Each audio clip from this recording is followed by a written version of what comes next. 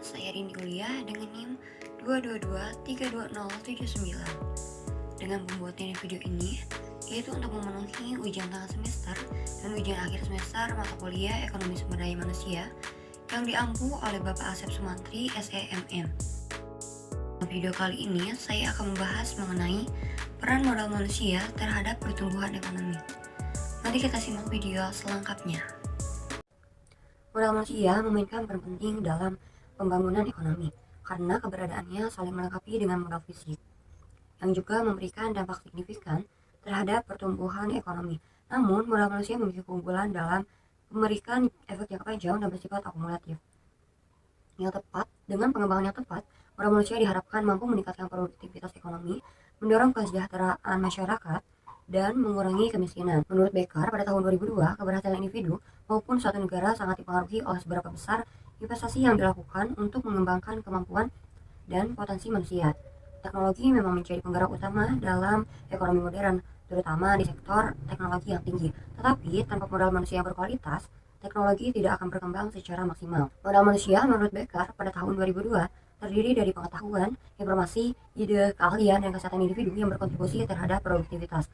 Sedangkan menurut Acemoglu dan autor pada tahun 2005 menambahkan bahwa modal manusia mencakup semua karakteristik atau kemampuan pekerja yang meningkatkan produktivitas, baik yang bersifat bawaan maupun yang diperoleh melalui pendidikan dan pelatihan. Di negara Cina dan India menunjukkan bahwa pendidikan dan kesehatan merupakan dua elemen penting dalam pembangunan modal manusia.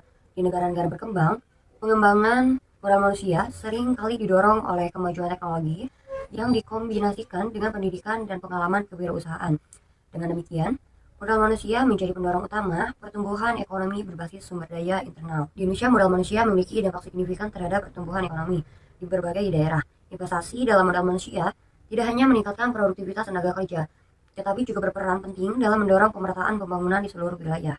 Modal manusia sendiri memiliki berbagai jenis yang dapat dikembangkan sesuai dengan kebutuhan organisasi atau perusahaan. Yang pertama, ada General Management Human Capital, yaitu individu yang memiliki keterampilan yang sangat baik dalam mengelola perusahaan. Yang kedua, ada Strategic Human Capital, yaitu individu yang memiliki pengalaman dan keahlian dalam merencanakan serta mengambil keputusan sehingga dapat menyesuaikan diri dengan situasi tak terduga dalam perusahaan. Yang ketiga, Industri Human Capital, yaitu individu yang memiliki pengetahuan mendalam tentang industri tertentu. Yang keempat, Relationship Human Capital, yang menekankan pada kompetensi komunikasi untuk membangun hubungan yang baik dengan rekan kerja, pelanggan maupun mitra bisnis. Dan yang terakhir, Company Specific Human Capital, yang berhubungan dengan kemampuan memahami dan menerapkan kebijakan serta struktur perusahaan secara mendalam.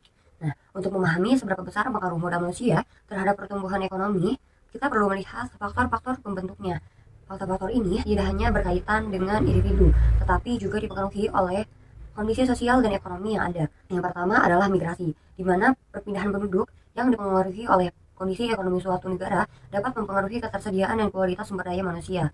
Yang kedua, ada usia, yang juga berperan penting dalam kemampuan individu untuk berkontribusi di pasar kerja yang pada gilirannya mempengaruhi produktivitas modal manusia. Yang ketiga, ada upah, yang juga memiliki peran penting karena kebijakan kompensasi yang tepat dapat memotivasi pekerja, sementara kebijakan yang kurang menguntungkan dapat menurunkan semangat kerja. Di sisi lain, pendidikan adalah kunci untuk meningkatkan kualitas sumber daya manusia, karena tingkat pendidikan yang lebih tinggi umumnya menghasilkan keterampilan dan kompetensi yang lebih baik. Yang tak kalah pentingnya, kesehatan yang juga menjadi faktor penentu dalam modal manusia. Individu yang sehat cenderung lebih produktif dan memberikan kontribusi lebih besar terhadap pertumbuhan ekonomi. Namun, untuk mencapainya, banyak tantangan pokok ekonomi yang harus dihadapi baik oleh Indonesia maupun negara lainnya. Yang pertama, kemiskinan. Kemiskinan merupakan masalah besar bagi penduduk yang hidup di bawah garis kemiskinan dan kesulitan memenuhi kebutuhan dasar. Untuk mengatasinya, diperlukan program perlindungan sosial, penciptaan lapangan kerja, dan pemerataan pembangunan. Yang kedua, ketimpangan ekonomi terjadi karena adanya kesenjangan dalam distribusi pendapatan, kekayaan, dan akses peluang ekonomi yang dapat menimbulkan ketidakstabilan sosial. Oleh karena itu, penting untuk mendorong pertumbuhan ekonomi yang inklusif. Yang ketiga, pengangguran muncul ketika angkatan kerja tidak memiliki pekerjaan yang sesuai dengan keterampilan mereka, yang menghambat pertumbuhan ekonomi. Solusinya adalah dengan menciptakan lapangan kerja baru dan memberikan pelatihan keterampilan yang dibutuhkan. Yang keempat, pertumbuhan ekonomi yang rendah mengarah pada rendahnya investasi dan kesempatan kerja. Untuk mendorong pertumbuhan, dibutuhkan reformasi struktural dan peningkatan produktivitas. Yang kelima, Ketahanan ekonomi terhadap krisis penting untuk mengukur seberapa siap suatu negara menghadapi krisis ekonomi. Sistem keuangan yang stabil dan diversifikasi ekonomi dapat memperkuat ketahanan ekonomi. Dan yang terakhir, akses terhadap pendidikan dan keterampilan masih menjadi hambatan dalam meningkatkan kualitas tenaga kerja. Untuk mengatasi tantangan-tantangan tersebut, upaya pemerintah dalam meningkatkan modal manusia menjadi sangat penting. Pertama, meningkatkan kualitas pendidikan harus menjadi prioritas dengan menambah dana untuk pendidikan, memperbaiki kurikulum, dan meningkatkan kesejahteraan guru agar semua orang bisa mendapatkan pendidikan yang baik. Selain itu, kemampuan berbahasa asing juga sangat diperlukan karena bahasa asing penting untuk berkomunikasi dalam dunia bisnis, kerjasama internasional, dan teknologi. Kemampuan ini harus didukung oleh penguasaan teknologi informasi agar tenaga kerja bisa bersaing di pasar global, terutama dalam hal keterampilan komputer. Selanjutnya, pelatihan kerja yang sangat penting untuk mempersiapkan pencari kerja agar siap memasuki dunia kerja dengan menyediakan pelatihan yang lebih banyak dan berkualitas. Hal ini juga harus didukung oleh penyempurnaan sistem informasi ketenagakerjaan yang memudahkan pencari kerja menemukan peluang yang sesuai dengan keterampilan mereka dan membantu pemerintah merencanakan kebijakan yang tepat. Perencanaan tersebut perlu diikuti dengan evaluasi yang terus-menerus untuk memastikan tenaga kerja dan peluang kerja peluang kerja sesuai. Terakhir, memanfaatkan pasar kerja luar negeri juga penting karena banyak peluang yang terbuka di luar negeri. Namun, pemerintah perlu memastikan tenaga kerja di Indonesia siap bersaing dengan keterampilan yang memadai. Jadi, dapat disimpulkan bahwa modal manusia memiliki peran yang sangat penting dalam mendorong pertumbuhan ekonomi, baik secara jangka pendek maupun jangka panjang.